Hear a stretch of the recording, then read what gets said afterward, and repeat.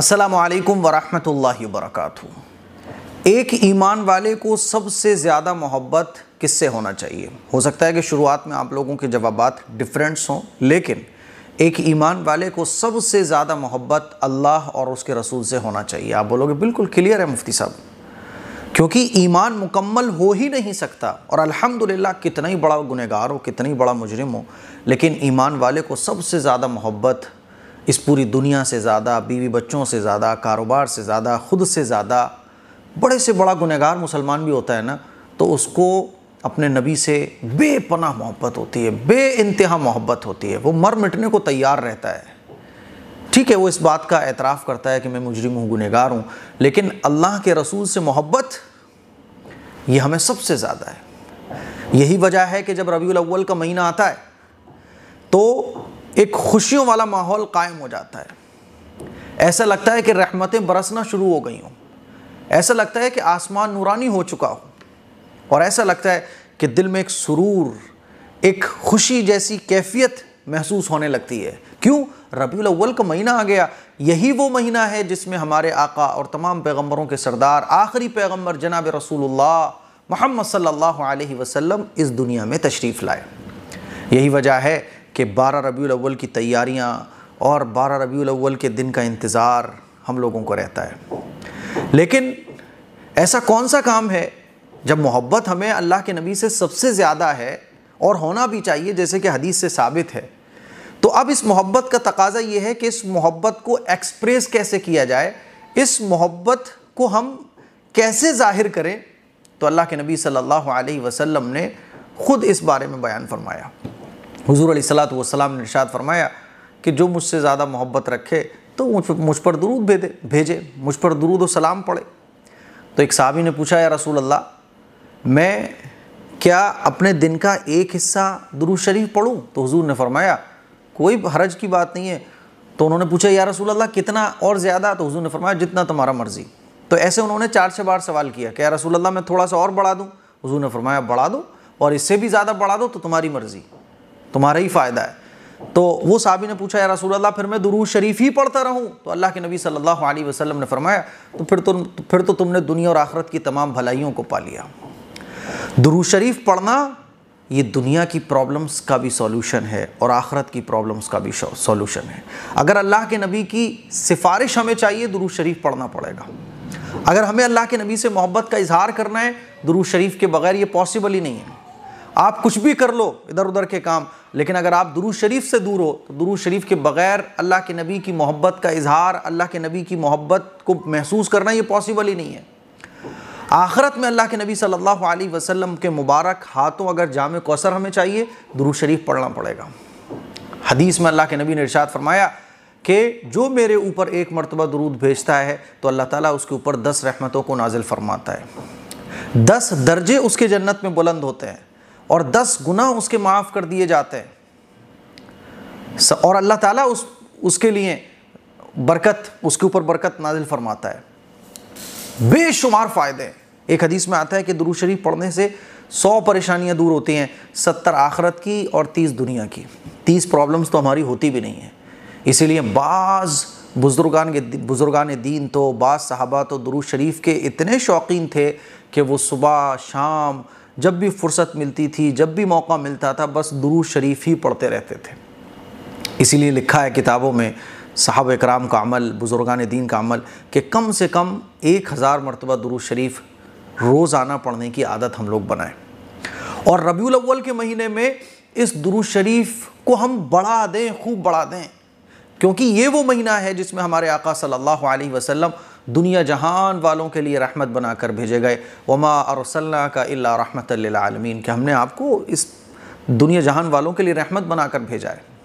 मेरे अज़ीज़ भाइयों, मेरी बहनों, मैंने कल की वीडियो में एक काम आपको बताया था, जो सबसे बड़ा काम वो ये कि अल्लाह के नबी की पैदाइश के वाक़यात को पढ़ना।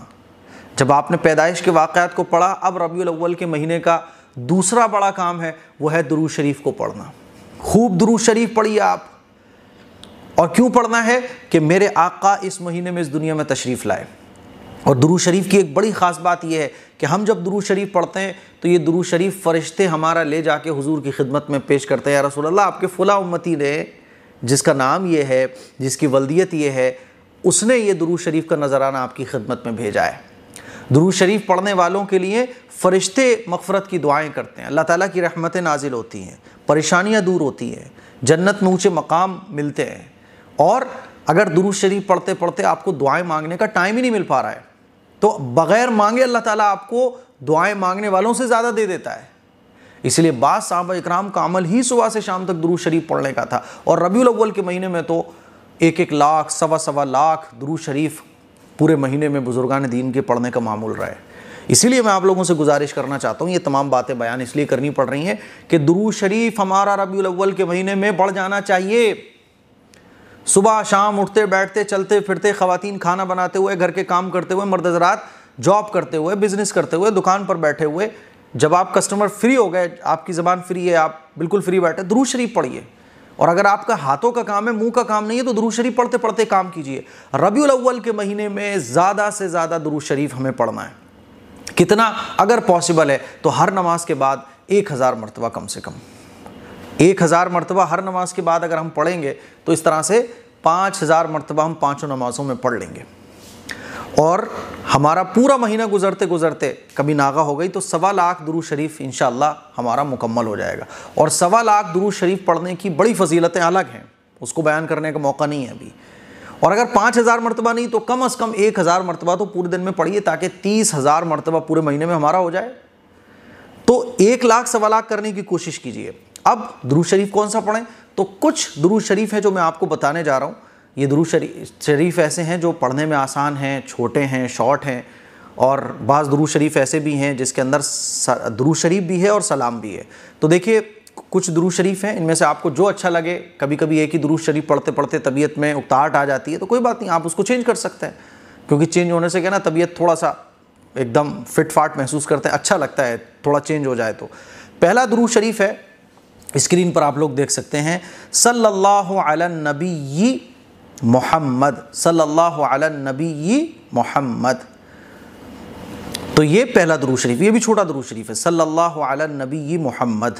दूसरा दुरूद शरीफ है, सल्लल्लाहु अला सय्यिदिना मुहम्मदिन व आलिहि वसल्लम, सल्लल्लाहु अला सय्यिदिना मुहम्मदिन व आलिहि वसल्लम। जब आप किसी भी दुरूद शरीफ को याद कर लोगे, 10-15 बार पढ़ोगे, तो वो खुद ब खुद फिर याद हो जाएगा, बहुत आसानी से आप लोग पढ़ लोगे। ठीक है, तो दूसरा क्या हो गया? सल्लल्लाहु अला सय्यिदिना मुहम्मद व आलिहि वसल्लम। आगे देखिए, तीसरा दुरूद शरीफ है, सल्लल्लाहु अला मुहम्मद, सल्लल्लाहु अला मुहम्मद। और चौथा दुरूद शरीफ है, और ये सबसे आसान है, सल्लल्लाहु अलैहि वसल्लम, सल्लल्लाहु अलैहि वसल्लम, सल्लल्लाहु अलैहि वसल्लम। आप इसको ऐसे भी पढ़ सकते हैं, सल्लल्लाहु अलैहि व आलिहि वसल्लम, जो भी मैंने बताया था। ठीक है, नेक्स्ट दुरूद शरीफ है, अल्लाहुम्मा सल्ली अला मुहम्मद व अला आलि मुहम्मद, अल्लाहुम्मा सल्ली अला मुहम्मद व अला आलि मुहम्मद। एक और दुरूद शरीफ है, सल्लल्लाहु अला नबील करीम, सल्लल्लाहु अला नबील करीम, सल्लल्लाहु अला नबील करीम। इस तरह से आप पढ़ सकते हैं। अगला दुरूद शरीफ है, ये भी छोटा दुरूद शरीफ है, सल्लल्लाहु अलैहि व आलिहि वसल्लम, है ना। और एक दुरूद शरीफ ये भी है, अल्लाहुम्मा सल्ली अला मुहम्मदिन नबील उम्मी व आलिहि वसल्लम तस्लीमा। ये भी एक दुरूद शरीफ है, इसको भी आप पढ़ सकते हैं। इसके अलावा थोड़े से लॉन्ग दुरूद शरीफ भी हैं, जैसे कि बेस्ट दुरूद शरीफ जो हदीस से साबित है वो है दुरूद इब्राहीम। लेकिन वो चूँकि बड़ा हो जाता है तो क्या होता है, उसको पढ़ने में बहुत टाइम लगता है। दिन में 100 मरतबा ही पढ़ लो तो ये बहुत बड़ी बात है।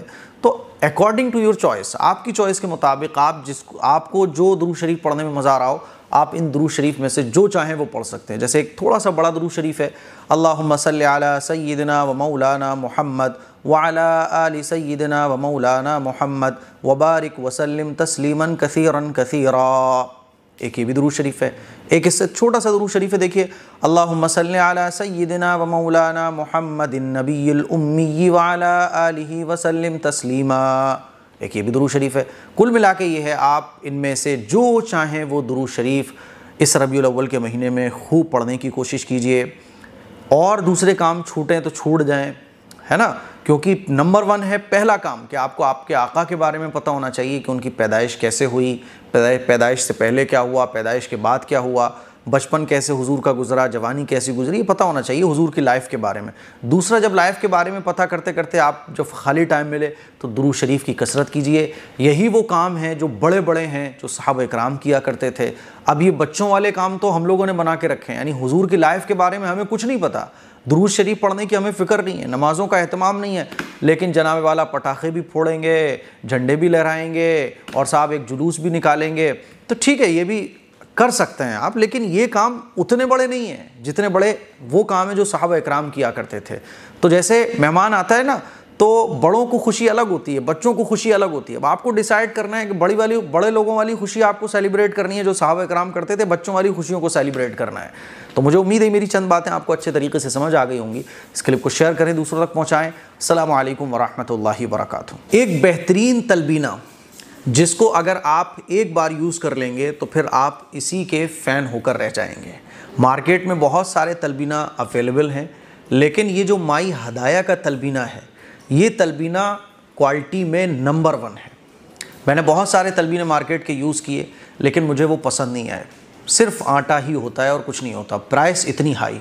तो हमने आप लोगों की खिदमत में एक तलबीना आपको रिकमेंड किया था। ये तलबीना नंबर 1 है, बेस्ट है। क्वालिटी में आपको ज़रा सा भी फ़र्क देखने को नहीं मिलेगा। जो क्वालिटी बताई जा रही है, यानी नंबर 1 ही क्वालिटी है इसकी। आप एक बार इसको ट्राई करेंगे। तलबीना कमज़ोरी को दूर करता है, जैसे कि बाज़ लोगों को उठते बैठते चक्कर आते हैं, उसमें ये फ़ायदेमंद है। कैल्शियम की कमी, विटामिन की कमी, फाइबर की कमी और भी जितनी तरह की बॉडी में, ख़ास तौर पर उन लोगों के लिए जिनको कमज़ोरी है, वीकनेस है, ताकत की कमी है, जल्दी हाफ जाते हैं, जल्दी जो है ना थक जाते हैं, तो उनके लिए तलबीना बेस्ट है। तलबीना एक डिश समझ लो आप, जैसे हम लोग खीर खाते हैं ना, तो जैसे स्वीट खाते हैं, तो बिल्कुल इसी तरह से तलबीना होता है। आप इसको दूध में पकाइए, खीर की तरह आप इसको खाने के बाद मीठे के तौर पे या कभी भी जब आपको मन करे खा सकते हैं। कोई दवाई नहीं है, ये ड्राई फ्रूट से बनी हुई एक पाउडर है जिसको दूध में डालकर खीर की तरह बना के फिर सर्व किया जाता है। तो तलबीना अगर आप ख़रीदना चाहते हैं तो आप इस नंबर पर कॉन्टैक्ट करें और अपना ऑर्डर बुक कराएँ। थोड़ा सा ऑर्डर डिले हो सकता है, कोई भी प्रॉब्लम हो तो आप इसी नंबर पर कॉल कर सकते हैं। और अगर फिर भी आपको कोई प्रॉब्लम फेस करना पड़ रही है तो आप askmqasmi@gmail.com पर मेल कर सकते हैं। ये तलबीना आपको इतना पसंद आएगा कि आप इसके अलावा फिर किसी और तलबीने को पसंद नहीं करेंगे। क्वालिटी इसमें भर भर के रखी गई है। ड्राई फ्रूट्स का ये ख़जाना है तलबीना, ठीक है। तो एक बार इस तलबीने को ज़रूर यूज़ कीजिएगा, इंशाल्लाह आप बोलोगे यार मुफ्ती साहब आपका बहुत बहुत शुक्रिया कि आपने ये तलबीना हमें रिकमेंड किया। जल्दी ऑर्डर कीजिएगा। अस्सलाम वालेकुम रहमतुल्लाह।